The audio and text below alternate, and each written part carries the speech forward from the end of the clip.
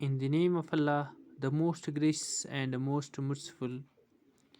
Good afternoon, dear students. Subject English, class 6th, topic beauty, page number 82, question number 2.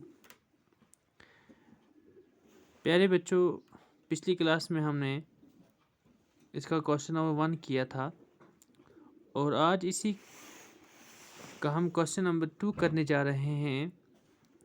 तो आप अपनी किताब का पेज नंबर 82 खोलें और आप देख सकते हैं कि question number 2, read the first and the second stanzas of the poem again.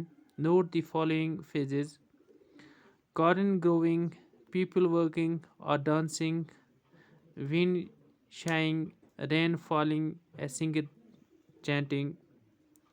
These could be written as corn that is growing, people who are working or dancing.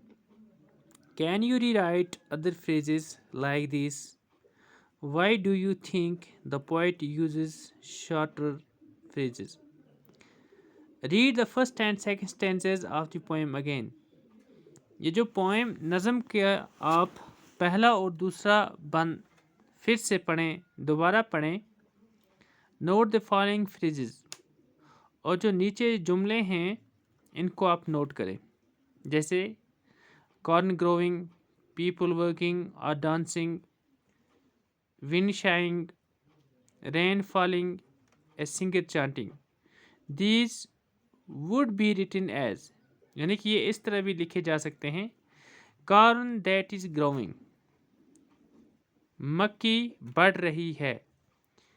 people who are working or dancing, लोग जो काम कर रहे हैं या dance कर रहे हैं. can you rewrite other phrases like this? क्या आप इस तरह के बाकी जुमले लिख सकते हैं?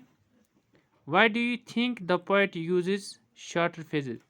आप क्या समझते हैं कि जो पोइट है यानी कि जो शायर है इसने ये मुख्तसर जुमले इस्तेमाल क्यों किए हैं?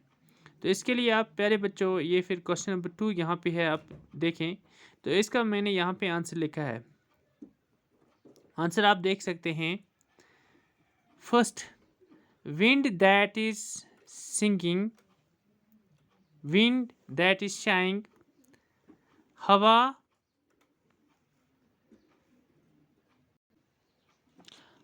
जो गहरी सांस लेती है. rain that is falling, बारिश जो बरस रही है. a singer that is chanting, एक गायकार जो गाने में मगन है.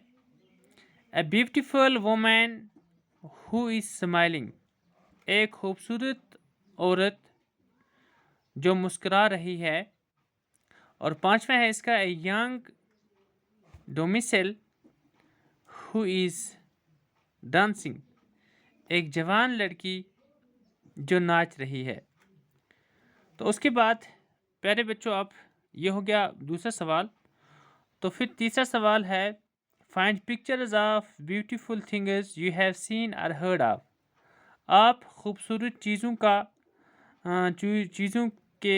चीज़ें जो आपने देखी हैं, जो आपने सुनी हैं, उनकी आप तस्वीरें तलाश करें. तो इसका जो आंसर है वो यहाँ पे क्वेश्चन नंबर 3 आप देखें. इसका आंसर है, we can think of pictures of beautiful actors and beautiful lakes, mountains, ponds, rivers, beautiful parks like the tulip garden of Srinagar and any other beautiful things. We can think of pictures of beautiful actors and wonderful lakes. हम समझ सकते हैं खूबसूरत शक्लें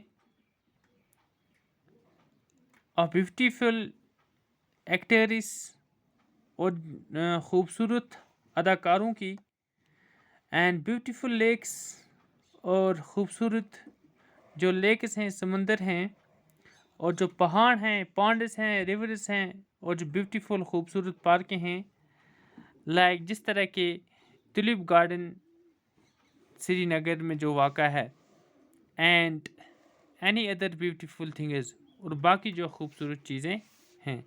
तो इस तरह से प्यारे बच्चों, ये जो हमारा क्वेश्चन नंबर 2 और 3 था, इसका सवाल हमने किए।